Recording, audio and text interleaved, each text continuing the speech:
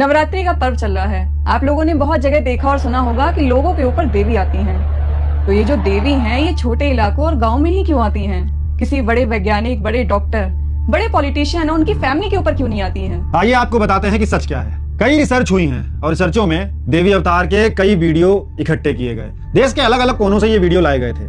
फिर body language experts को बुलाया गया और उन वीडियो की जांच कराई गई। तो हैरान कर देने वाले सच सामने आए। उनमें से 80% महिलाएं जिन पर देवियां आई थी वो सिर्फ और सिर्फ कॉपी पेस्ट कर रहे थे। जो दूसरी महिलाएं कर रही थी वही वो भी कर रही थी। 90% महिलाएं अपने गांव, अपने क्षेत्र की भाषा बोल रही थी। कोई अलग से डिवाइन पावर की भाषा नहीं बोल रही थी। और जो भविष्यवाणियां की जा रही थी उनकी एक्यूरेसी केवल 15% थी।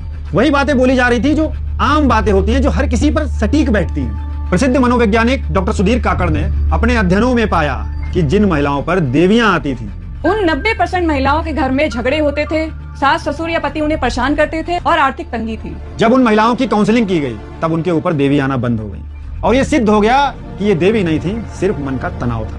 एक और स्टडी बताती है कि डॉक्टरों ने ऐसे लोगों के दिमाग स्कैन करे। उन्होंने पाया कि नॉर्मल हालत में दिमाग का सारा हिस्सा काम करता है और देवी आने पर दिमाग का एक हिस्सा बंद हो जाता है, जो ये बताता है कि मैं कौन हूँ। इसी वजह से उस इंसान को लगता है कि मेरे अंदर कोई और आ गया है। अक्सर शराब पीने वाले के साथ भी ऐसा ही होता है। उसको भी अपनी पर्सनालिटी चेंज मालूम पड़ती है। सच तो ये है, ये इंसान के दिमाग की ट्रांस अवस्था होती है, जब इंसान डर, आस्था और भीड़ के दबाव में आता है। तब उसका सचेतन दिमाग काम करना कम कर देता है और अवचेतन मन वही हरकतें करता है जो उसने समाज से सीखी है, जैसे सर को झुमाना, चिल्लाना या अजीब सी हरकतें करना। ये बस अपनी मन की आवाज को निकालने का तरीका है। इसका इलाज है एजुकेशन और काउंसलिंग।